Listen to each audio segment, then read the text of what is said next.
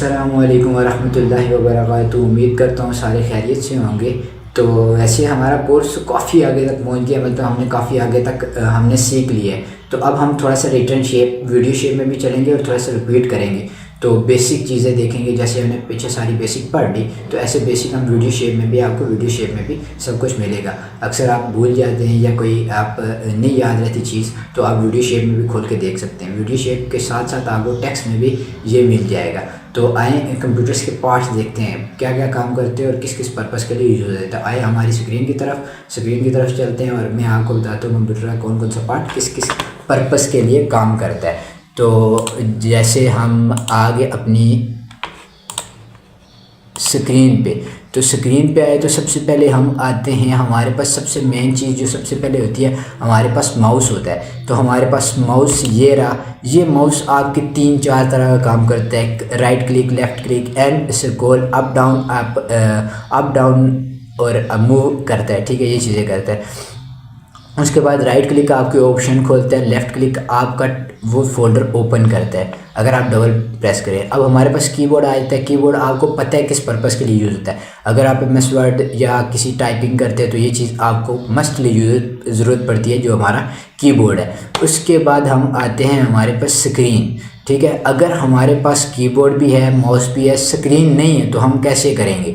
काम शो नहीं होगा, हम देख नहीं सकेंगे। अगर हमारे पास स्क्रीन भी है और कीबोर्ड भी है और माउस भी है, हमारे पास भाई सीपीयू जिसे सिस्टम यूनिट कहते हैं, ये नहीं है, तो हम काम नहीं कर सकते। अब सिस्टम यूनिट में आपको ऊपर ये सीपीयू दिखाई देगा। सीपीयू एक छोटी सी चिप होती है जो अंदर मदरबोर्ड के साथ लगी होती है।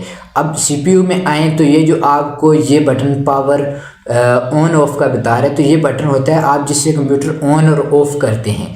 अब आपको इसके साथ ही आपका प्रिंटर आ जाता है। प्रिंटर तो हर किसी को पता होता है किस लिए यूज़ होता है, चीज़ को प्रिंट करने के लिए। अब आपके पास भाई ये चीज़ें हैं, मॉनिटर भी है, कीबोर्ड, माउस, सीपीयू भी है।